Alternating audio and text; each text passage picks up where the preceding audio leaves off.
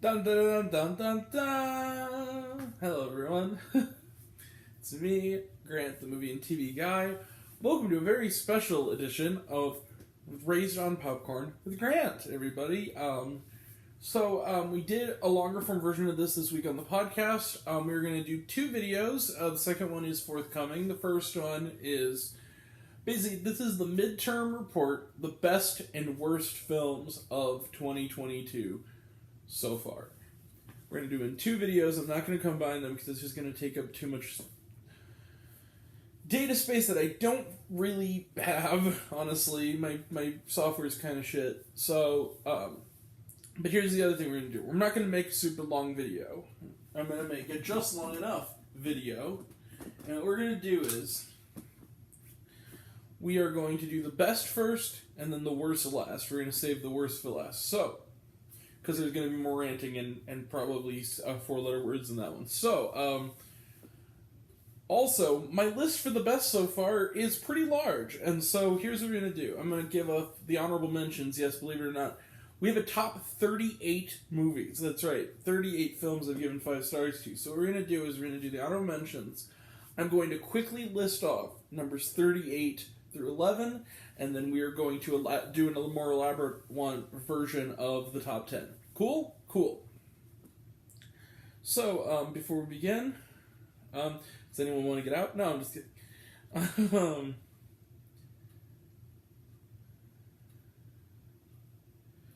And we also have a very special honorable mention too, I should add. So, these are, first off, we're going to start with some honorable mentions. These are the films that are terrific, but they're 4.5-star movies, not 5-star movies. They just missed the cut. And they, in release order, those honorable mentions are Death on the Nile, I Want You Back, The Sky is Everywhere, The Cursed, Studio 666, The Adam Project, Olivia Rodrigo Driving Home to You, a sour film, Better Nate Than Ever, Duel, The Bad Guys, Doctor Strange in the Multiverse of Madness, Operation Mincemeat, Chippendale Rescue Rangers, The Bob's Burgers Movie, Watcher, Hollywood Stargirl, Father of the Bride, Beavis and Butthead Do the Universe, Rise, and Trevor the Musical. They are all really good films that you should check out that did not make the cut. Also, we are going to do a very special honorable mention for a film that is not going to be seen by much of you outside of the festival circuit. It has not gotten an official release date yet. I saw it at Sundance, and that is The Cathedral, which was directed by Ricky D'Ambrose. A terrific film that we're going to have a proper review for when it's released. But for now, sort of a very special... The Grand Jury Prize for Best Movie that most of the audience has not seen yet. That hasn't been released yet. So, now we are going to quickly go through, just really quickly, all mine up to 11. So, the top 38 through 11 are Tony Hawk Until the Wheels Fall Off, directed by Sam Jones, a really terrific Tony Hawk documentary. Number 37 is The Unbearable Weight of Massive Talent, directed by Tom Gormican. This movie is hilarious. Number 36 is Hustle. This was directed by Jeremiah Zagar, and it is an absolutely terrific continuation of the Sandler songs from Uncut Gems. Number 35 is Downton Abbey: A New Era, directed by Sammy Curtis. I love this movie. I thought it was delightful. Number 34 is the best comedy on a laughs-per-minute ratio of 2022, and that is Jackass Forever, directed by Jeff Tremaine. Number 33 is Mad God, directed by Phil Tippett. This movie is an absolute visual feast.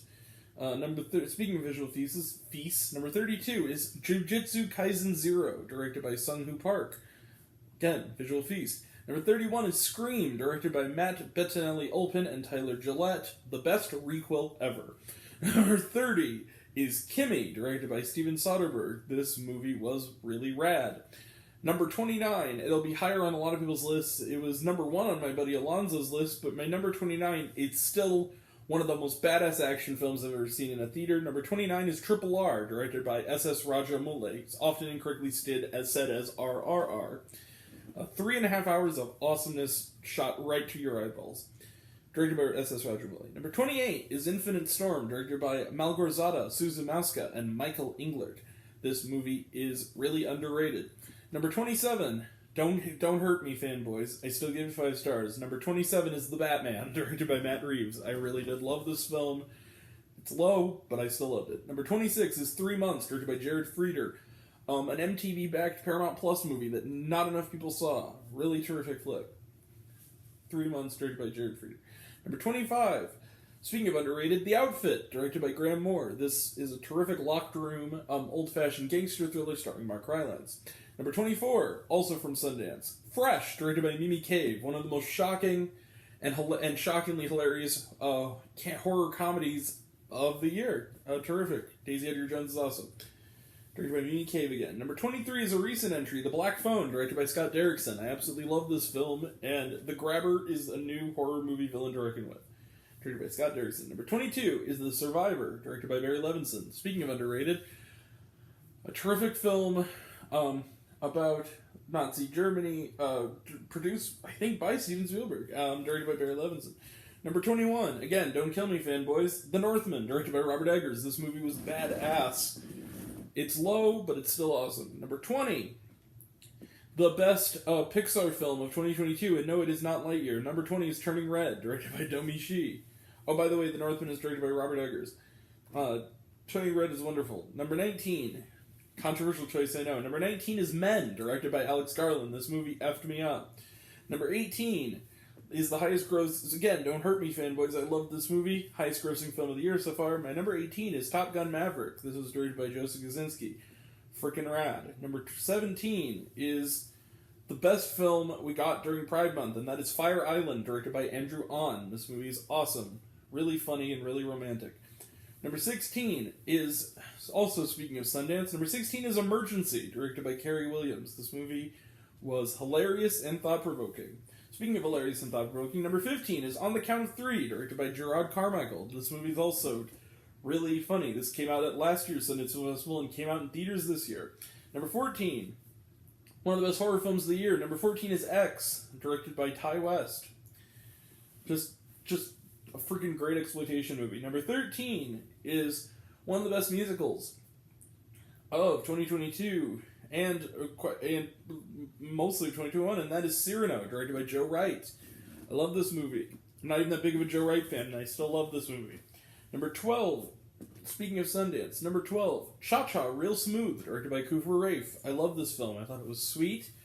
I thought it was feel good, and it just gave you good feelings. Now, number 11 is a bit of a cheat, because it technically came out in July, but I saw it on June 30th, so it counts. It was one of the last films we reviewed on this channel of recent, and that is number 11 is Mr. Malcolm's List. This is directed by Emma Holly-Jones. I love this movie. This movie is bombing at the box office. Please go give it a chance. It's great. And it's good for the whole family. It's PG. Take the whole family. Alright. So that's 38 through 11. Now, we begin the more elaborate ones. Number 10 is a film I saw early in the year, and it's an animated film. In fact, it's an anime film. Number 10 is Belle. This was directed by Mamoru Hosoda.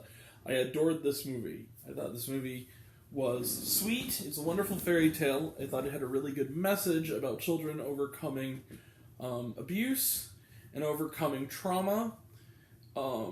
Tackled adult themes in a way that children's movies just don't do anymore, that they did a lot when I was a kid.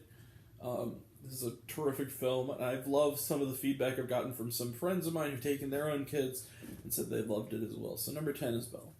Number 9 is not only one of the best films of the year, it's one of the best uses of film in that it's a great piece of investigative journalism. Number 9 is Navalny. This was directed by Daniel Roher. This movie, watching the prank call scene in this movie, which was not even a scene, it was just an event that happened involving Navalny, made me do something rare. It made me lean forward with a grin in just awe of witnessing history unfolding in front of me. I thought this movie was masterful. One of the best thrillers that is actually a documentary I've seen. Number 9 is Navalny. Would you believe the guy who made it is my age? Number 8. Number 8 is a film that came out in January and fell by the wayside right to streaming. It was a festival darling that kind of came and went straight to streaming. Deserved better. Number 8 is The Fallout. This is directed by Megan Park, the Canadian actress turned director, and this movie is absolutely devastating and moving and terrific. Jenna Ortega is phenomenal in this movie. I appreciated its balls. I appreciated the ending. I like the fact that it didn't try to offer easy answers to such a heavy topic. It just showed for what it is, which is something that is ongoing, which is trauma related to school violence. This movie is phenomenal. Number 8 is please go see Fallout. It's on HBO Max. Please watch The Fallout. Number 7 is another Sundance movie. Number 7 is After Yang. This is directed by Kogonada. It's also a PG film, so you can cry with the whole family. This movie is a moving, hard science fiction story. It does what science fiction rarely does anymore. It's a science fiction movie of ideas, and it's thought-provoking, and it's moving. It's about loss, and it's about what it means to be human. Beautiful film. It's called After Yang. It's directed by Kogonada. It's number 7. Number 6, speaking of movies that are kind of fallen by the wayside, it's on Netflix. Go watch it. Is number 6, not After Yang, but the next film, which is number 6, Apollo 10.5, A Space-Age Childhood. This is directed by Richard Linklater. It is an animated film. It is rotoscoped. For adults, I guess. It's PG-13 for, no reason. Some moderate swearing, I guess. This movie is really wonderful in how it captures monumental world events from the perspective of a child's eye view, growing up in that period. In this case, the moon landing. Beautiful, beautiful movie. And Richard Linklater continues to show that he's a master of the coming-of-age story. Number 5 is one that's gotten a lot of acclaim, and for good reason. It's probably the biggest movie of the 10, the most successful one. Number 5 is Elvis. This is directed by Baz Luhrmann.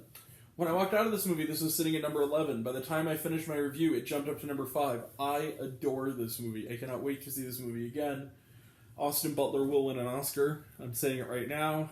This film is epic. It's moving. It's like a classic film with a modern touch. I loved Elvis. This is a beautiful work of art. Thank you, Baz Luhrmann.